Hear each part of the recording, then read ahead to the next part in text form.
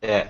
Agora, até para acrescentar aí para o pessoal, os que estão começando a estudar aí, os que estão na metade do curso, e meu filho roncava pra caramba à noite, cara. Parecia que ele era uma moto, né? Que nem eu já vi nos posts aí, né? Ele não roncava, ele sonhava como que era uma moto, né? É. Então, e com uma sessão de hipnose, meu filho parou de roncar, cara. Então, quer dizer, Muito tem bom. uns negócios aí que acontecem que são maravilhosos e que não dá para duvidar de que realmente a hipnose funcione e seja um tremendo caminho aí, tá? Para quem está disposto a aceitar as sugestões, lógico, né?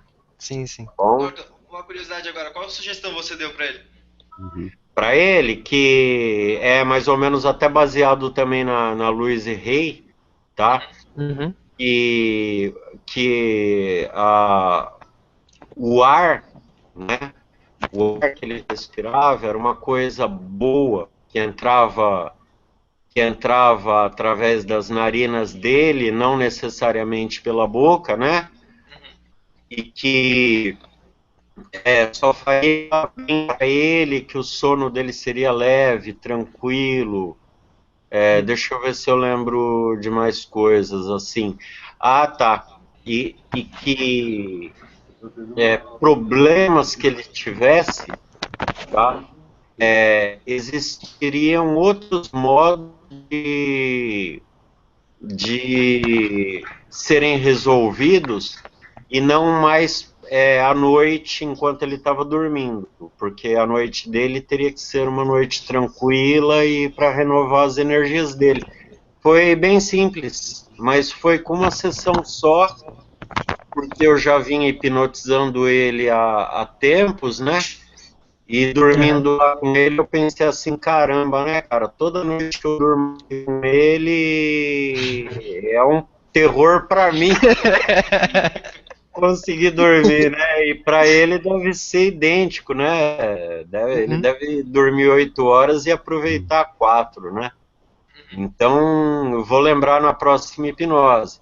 Foi um negócio bem improvável, mas eu já tinha lido da Louise Hay comentando, né? Que o ar é um fluxo de vida e deve ocorrer naturalmente. Foi esse o tema, tá? Eu não vou lembrar de detalhes, não. Uhum. Posso até depois passar pro grupo lá, fazer uma postagem para vocês, mas Opa, cheguei.